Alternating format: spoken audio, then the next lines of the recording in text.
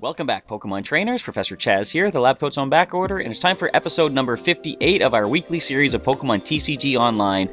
This week, now that we've already finished taking a look at all of the break evolutions from the Steam Siege expansion, it's now time to try to do something a little bit different. And when I first started doing these online videos, or just playing in Pokemon TCG in general, getting back into it after having played it back in the original base set and such, I decided I'm going to focus on making decks that are just from the standard format and up, which was at the time the X and Y base set and onward, and figuring that's going to make my decks legal for the standard format for as long as possible. It's also legal for expanded format as well. So one of my favorite decks that I assembled was Creepy Shuriken, as I call it. I'm going to show you a quick little breakdown of what the deck had to offer.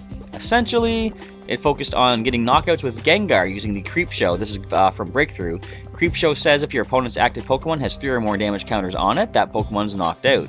I combined that quite nicely with Greninja from the base set of X and Y with the Water Shuriken Ability. Once during your turn before your attack, you may discard a water energy card from your hand. If you do, put 3 damage counters on one of your opponent's Pokemon. Now, the problem is, the X and Y base set is now filtered out of the standard format. It's rotated out into the expanded, which means this Greninja is no longer standard. I can use this deck in the expanded format if I want to, but I like the idea, the challenge of updating my decks, the ones that I'm most favorite using, and making them standard once again.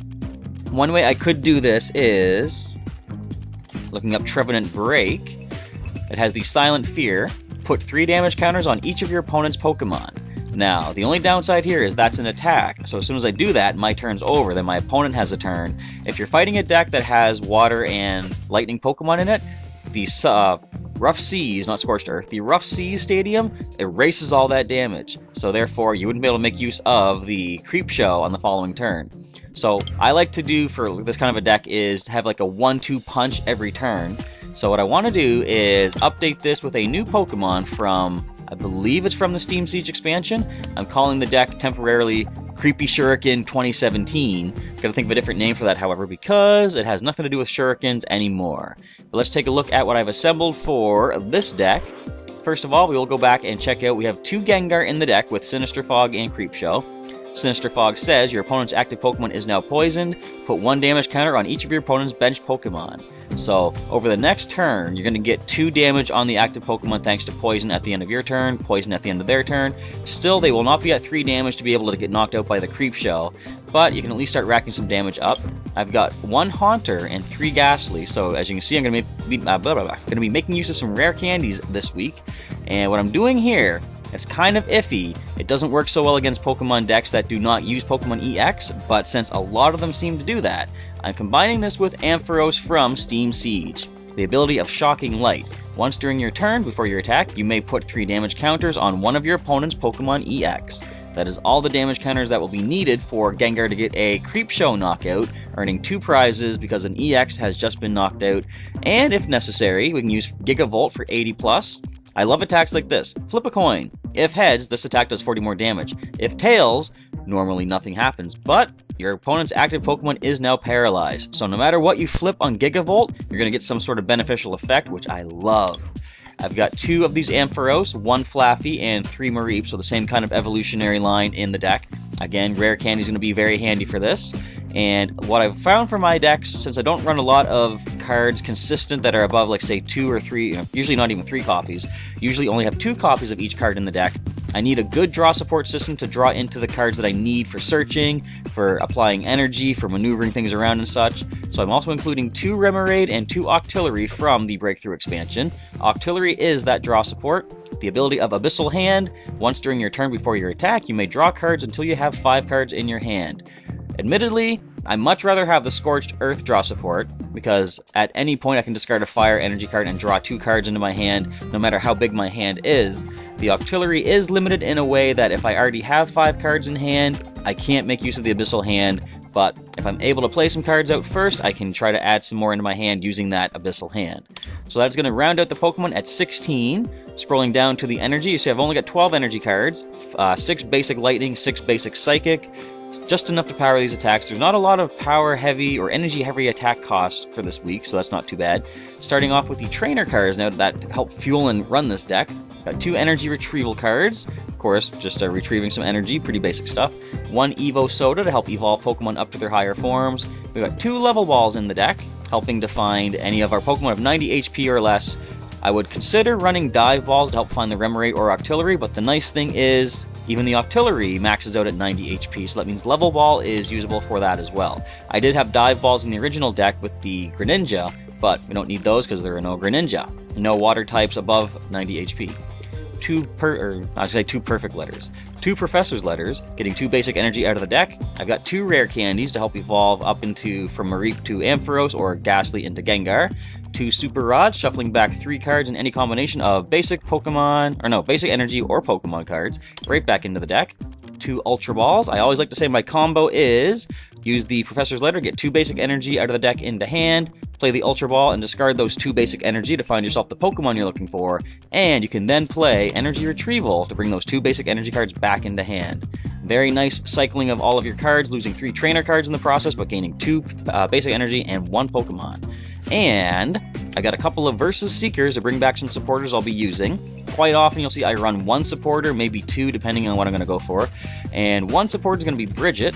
Search your deck for 3 basic Pokemon, except EX, or 1 EX if I had it, and put them straight onto the bench. It's going to help speed things up, thin your deck a little bit, and give you some more basics in play. Judge is very useful here in this kind of a deck.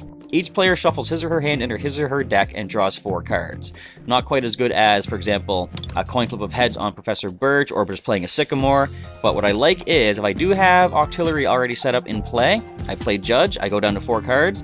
If nothing else, Octillery can let me draw an additional card to get up to 5, so adding draw support right there. Now, since the idea here is we want to target down possible Pokemon-EX on their bench, hit them with the Shocking Light, and knock them out with the Creep Show, I've got 2 Lysandre, because I can pull up anything from their bench to the active spot, hit them with that 3 damage counters of Shocking Light, and then Creep Show, knock out anything. A Mega Rayquaza EX that's almost powered up can be just completely obliterated in 1 turn with that combination. So 2 Lysandre, essential for maneuvering Pokemon around. I've got 2 N as well, because if I start getting some prize cards and go down to low prizes, I can still play N, maybe just draw 2 cards, but then of course I've got the Octillery to get me back up to 5. So minimal draws off of Judge and N are not an issue if I can have Octillery in play to help supplement that. I have a Pokemon Center Lady for healing purposes, Pokemon Fan Club of course to get 2 more basics out of the deck, Professor Sycamore for some more draw support. I've got 2 Skylas to help me find any other trainer card I want to find and make use of on that turn unless it's a supporter card, but she can't set me up with another supporter for next turn. I've got Wally in here for some quick evolution. Since I do have 1 Flaffy and 1 Haunter, I can Evo Soda into either of those and then Wally into the evolved form on the very same turn, getting things set up quite nicely. And I wasn't sure what to do for stadiums. I wanted to throw a couple stadiums in here just to sort of mess things up for the opponent if they have a stadium to help themselves out.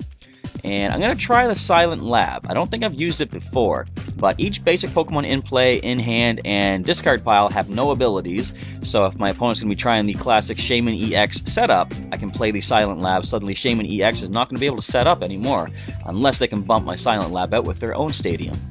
I like how they have the soundproofing in the background too, I only really noticed that now.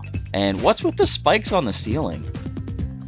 Anywho, I've got some tools in here as well. I have an Assault Vest if the opponent's going to be running Special Energy. I can attach this to a Pokemon. Any damage done to the Pokemon this card is attached to by attacks from your opponent's Pokemon that have any Special Energy attached to them is reduced by 40. So 40 damage less if the opponent's going to be using some double colorless energy, double dragon maybe, some sort of burning energy. I can just reduce some damage. And the Bent Spoon I always find quite useful. Prevent all effects of your opponent's attacks except damage done to the Pokemon this card is attached to.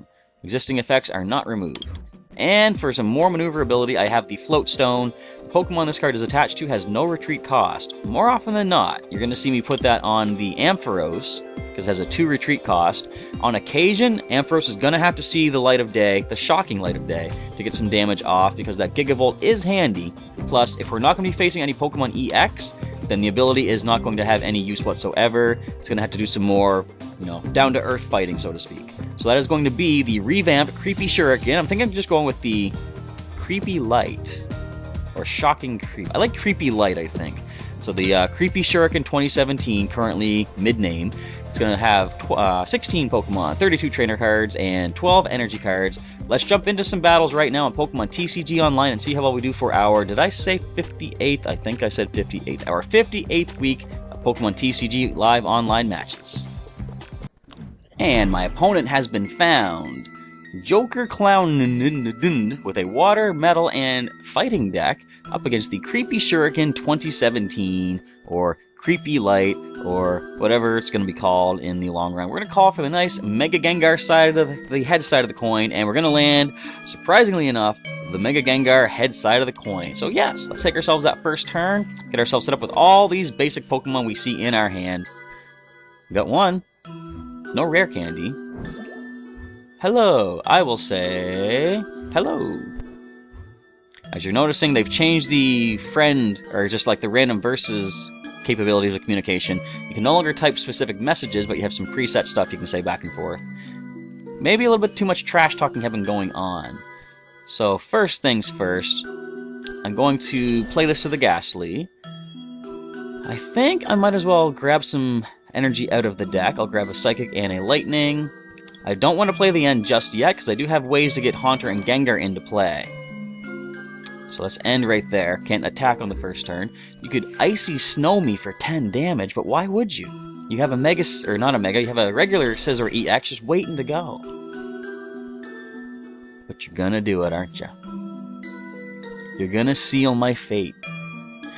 You're gonna get some more Pokemon first, though. Do we see some more Pokémon-EX? Kinda hoping we do, so I can get this strategy in play. Of course, I've got just Ghastly. But once I end, I do have other options. We see another Pokémon-EX. Good, a one-shot knockout for the Creep Show. So, you can go for the basic 10 damage, of course. I'm going to throw another Psychic Energy onto Ghastly as I Evo Soda into Haunter. Level Ball 2. So first Level Ball is going to go to the Remoraid, so we can get some more draw support. Eventually, once we can evolve it up into Octillery. So, first things first, we're going to Evo Soda into Haunter, because we do have Gengar sitting in hand. Now, I can't make use of the Gothic Fear ability, because it's not being played from hand, it's coming right from the deck. But I can go ahead and attach this to the Haunter, make use of the Poison Ring, poisoning the Seal, and preventing it from retreating next turn. Now, I've got to try to get things set up fast here, because if they start powering up their Pokémon-EX on the bench, I got to be able to hit them with the what did I say? Guiding Light. That was a TV show, I think. Got to hit them with the Shocking Light and somehow get them to the active spot and be able to take them down, essentially, with the Creep Show. So we haven't yet used our supporter. Depending on what I draw off the top of the next turn, I am going to evolve to Gengar and then play the N, get a whole new hand of 6 cards. And they've attached, was it the Shield Energy? So, another Icy Snow, 10 more damage, 10 back to the Seal for the Poison. Evolve up into our Free Retreat Gengar. And we see another Remoraid. I will drop that to the bench. For one reason, I have another possible evolution into Octillery, but it also reduces one of the cards I'm shuffling back in. So I want to draw some more potential better cards if possible. Here we find nothing much of use. But I can Sycamore if I need to get rid of this whole hand of cards. Whew. Just in case they try something sneaky, I'm going to start powering up... Or, you know what? Not really. I was going to power up one of the Remoraid with 2 energy that I could retreat it if I need to, if they Lysandre it up, but that's not going to happen. Because, well, it could happen, but I would have to... Well, they would have to bring up the one that has the energy, and why would they do that? So we'll just go for the Sinister Fog, poisoning the active Pokemon, and putting 1 damage counter on everything on their bench. Trying to get the damage up as much as I can. So I could probably Pokemon Center Lady first to heal, which might be a smart thing to do. But I want to try to get things set up fast, so I want to go ahead and Sycamore anyway. I could Versus Seeker for the Center Lady later on if I need to. I could also just... Well, I could Skylift for Versus Seeker and then bring N back, but that would have to wait another turn. I need like a full new hand of cards now, essentially. Yeah, because that Scizor-EX is looking kind of powered up. And not too interested in that. So there is the... Oh, right, now you can retreat. And this thing does a lot more damage. So it's on the bench. It can do 110, which is going to be enough to knock out my Gengar in one hit. But instead, they end their turn with Mega Evolution. So, they do have special energy attached. I'm going to put the Assault Vest on. It's going to reduce their damage down to 80, which means we will survive a hit. So now I'm going to Sycamore. Give me some more cards, please. Okay, we have a Mareep. We have some energy. We got some options. Put this onto the Mareep. What I can do next is play the Versus Seeker. I could heal back if I need to. What we're going to do is go for the Sinister Fog, try to keep putting some damage on these things on the bench. If I could get one more Sinister Fog off, and then bring up the Scizor, or Mega Scizor-EX, I could get the Creep Show knockout, because it'll have 30 damage on it. But given what I see here, I might want to Versus Seeker Sycamore once again, and hope for a Rare Candy and the Ampharos. Because there's the Retreat. You can hit me for a decent amount, but it's only going to be 80. We can handle that. Judge, this could help me too. Give me 4 cards, I'll take them. If one of them can be an Octillery, I'll take that. Even more so. Octillery and my own Judge. Town map is played. We see what they're working with. Okay, we see Splash Energy, Mega Glalie, and Evo Soda. Okay. So 80 damage. Painful, yes, but survivable. So, what do we find here? We got Lysandre. I'm going to attach this to the Mareep. And...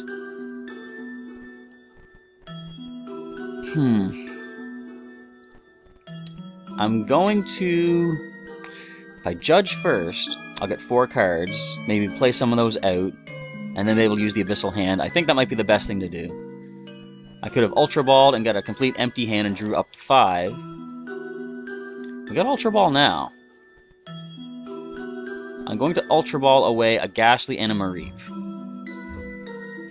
And I'm kind of playing a risk here. I'm going to go for an Ampharos. And I'm going to go for the Abyssal Hand now. I need a Rare Candy. That is not a Rare Candy. However, I can Level Ball, grab myself another Octillery. Therein lies the fun of doing this recording. Sometimes the card decides not to be selected. But I'm going to play the Super Rod and shuffle back in this stuff, because it's going to save my life oh so much. And now let's just go ahead and retreat into Mareep. And do a massive tackle.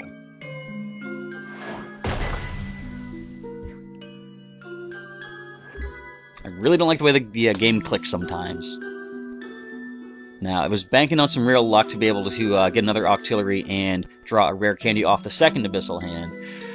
So, admittedly, it probably wasn't going to work, but we'll never know now. I just gotta slow down. I gotta take my time. Make sure the cards are actually moving the way they're supposed to be moving in this game. At least we resist your attack. Does it matter? No. So the Iron Crusher does the trick. Alright, and you can do 50 plus if you have the same number of cards in hand. Now, don't you give me a Rare Candy off the top of the deck. If you give me a Rare Candy off the top of the deck, and I could have waited and evolved up into Ampharos, I'm not going to be happy.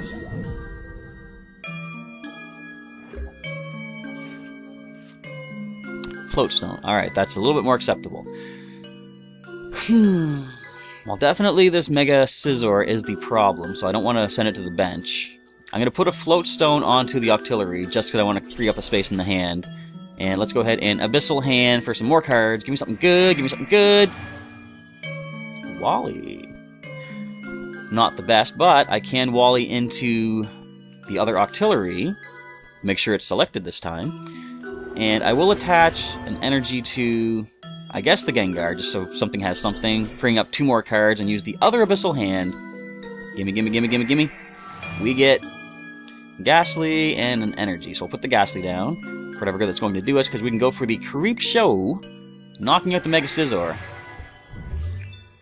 2 prizes. Now, if they remain with if they can get 6 cards in hand, this thing can do enough to knock me out. It can do instant freeze 50 plus, 100 more if they have the same number of cards. However, if they can't, they can only do 10 damage to me because my Assault Vest reduces damage by 40. So their basic 50 minus the 40. Might not be out of this just yet, but we do need to get ourselves an Ampharos in play to be able to start putting the damage counters on the Glalie.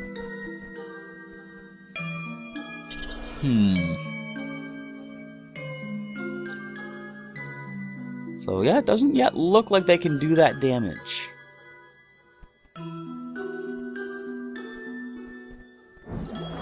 We're going to end their turn right there. So the problem here is, if this Pokemon has 10 or more damage counters on it, this does 150 more damage.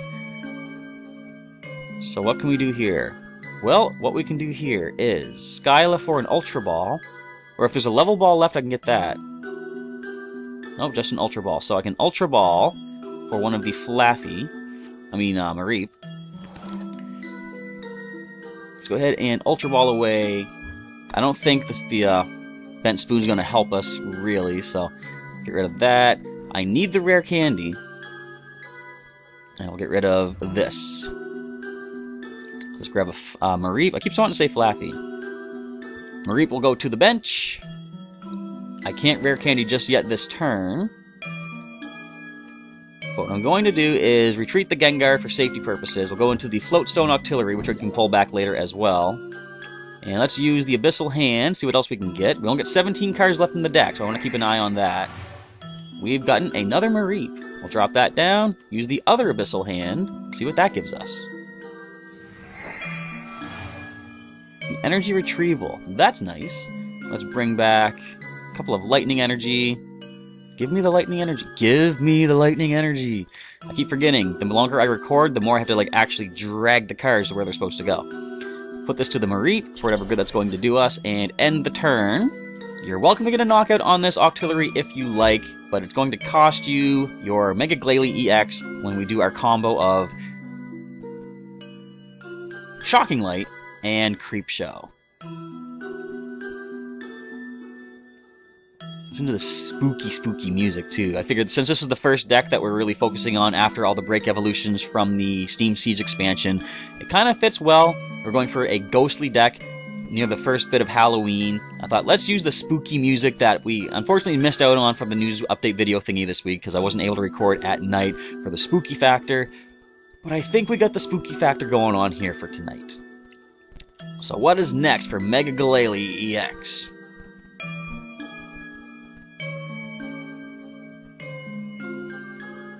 And so we wait.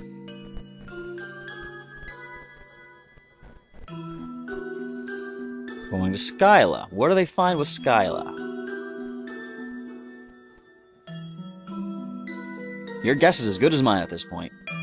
Unless they can pull out a Lysandre, but they can't use it immediately. They could get an Escape Rope, perhaps, but I could send up one of the Mareep that... I could actually send up either of the Mareep. The one with the energy probably is a better one, because I could retreat that by discarding the energy. But what trainer card are you going to get? The suspense is killing us all. Professor's Letter. A couple of basic energy coming their way.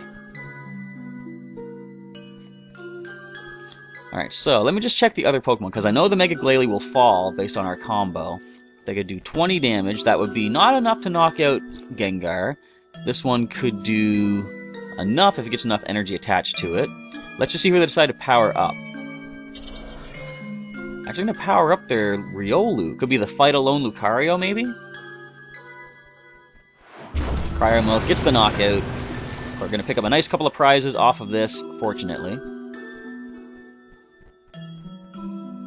Claim your prize. There we go. Gengar comes back up.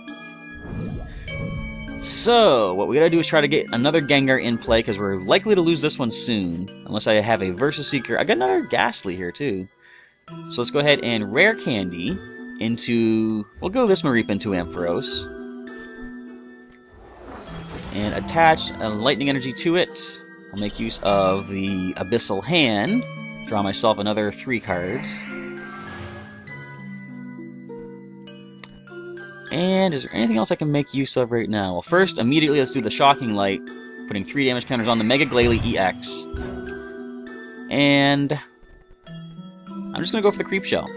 Gonna knock this thing out. 2 prizes. What do we find? Rare candy. Come on, I need that. Yes! Rare candy. And N is found as well. 2 prizes remain for me to take. Now, like I said, we could lose this Gengar. It's only got 30 HP left. We will survive. We will have a special condition, unfortunately, though. So we gotta let the Gengar fall. Unless we had a way to switch it out. Alright, we're paralyzed. If I can get a Versus Seeker, that'd be great. No such luck. We're gonna Rare Candy this Ghastly into this Gengar. And let's go ahead and attach an energy to it to prepare for the future. Probably our best bet is to N. It'll only give us 2 cards, of course, but we do have the draw support of Octillery. We can get 3 more cards back if need be, which is needed. As they go down to 4. Let's see what else we can find. There's that Versus Seeker. Not useful at this point, unfortunately, so we are going to let this Gengar drop. And then we can't get the 3 damage, or the 3 damage counters using the Shocking Light on anything else right now. But I think it's about time to let Ampharos take the stage. Once this Gengar falls. We're going to be able to knock out the Dugong either. We're going to paralyze it, or we will get enough damage to knock it out in 1 hit. And if this Riolu does evolve up into the Fight Alone Lucario, that is Metal type, we do resist Metal by 20, but it's going to do a lot more damage to us than we will to it. So you know what I might want to do? There is the risk that it's going to be able to... Why'd you have to paralyze us too? There is the chance it's going to be able to hurt us pretty bad. The center lady is here. Yes, she is. Okay. So this Ampharos comes up. I think this is going to be a big threat if we let it become one. So I'm going to Lysandre that and take it down first. They can get some good damage off with the Dugong, but we do have a number of Versus Seekers. Let's attach that. Let's go ahead and Lysandre this Pokemon.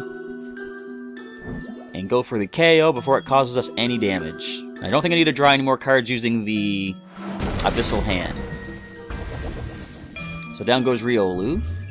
1 prize remains, and whatever you want to bring up is good to get knocked out. Both of them have 120. So out comes the Dugong.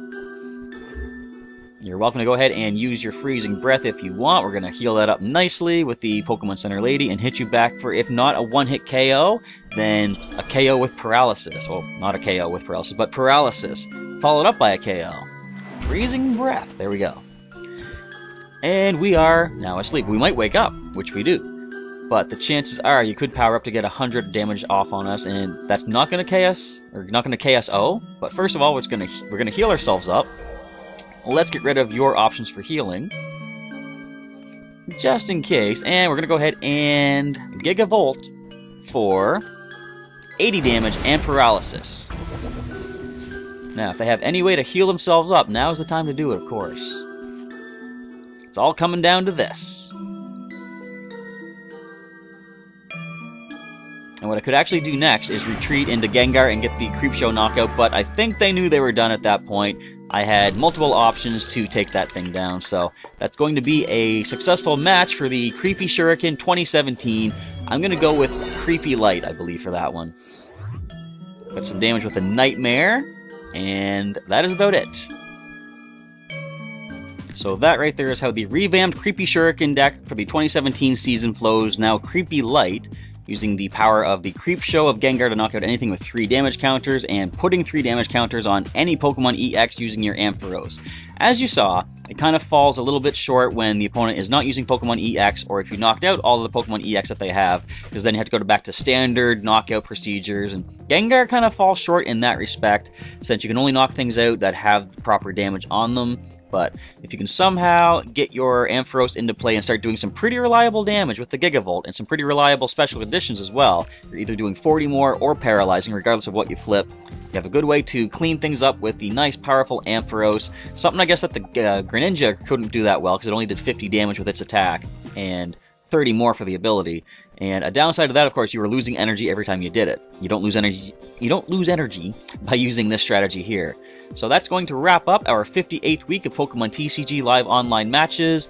Next week, I'll probably take a look at one of the other main decks that I'm using to try to revamp it for the current standard format. I do know I'm going to hold off on Marowak Break until the new Electrode from the Evolution set becomes legal, because that one basically takes the place of the Milotic that knocks itself out in the previous Marowak Break deck, and basically that deck focuses on knocking things out. But one of the other Pokemon, other cards that I really like is, if I can show it off here, the Diving Taste. Currently not standard because there are some expanded format cards in here, but my favorite thing is this Swampert right here. Wait for it. It's going to be good. There we go. This Swampert right here with the Diving Search. Once during your turn before your attack, you may search your deck for a card, shuffle your deck, and put that card on top.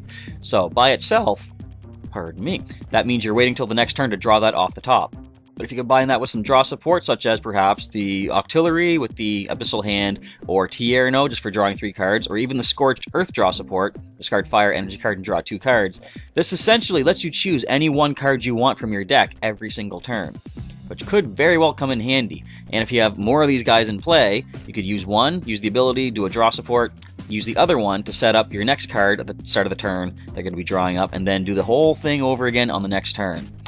So that might be the one I go for, but if there's any other cards from the Pokemon TCG you'd like to see, either the recent collection of Steam Siege or any of the other standard or expanded format cards that you'd like to see me use for next week's video, leave a comment down below. Let me know what you want to see. And also, going back to the Creepy Shuriken 2017, leave me a comment, let me know what you can think of for trying to revamp this deck a little bit to make it a little bit more streamlined perhaps, anything that can make it work a little bit more better, more reliably. Because if anyone out there wants to sort of recreate this idea for themselves, any comments you have to improve the deck could help them with their own deck building strategies. And as always, feel free to leave a like down below if you enjoyed the episode and enjoyed the deck strategy. And as I say, let me know what you're looking forward to for next week, whichever card you want to see. With all that, Professor Chaz is now signing off for the day, and I'll catch you next time.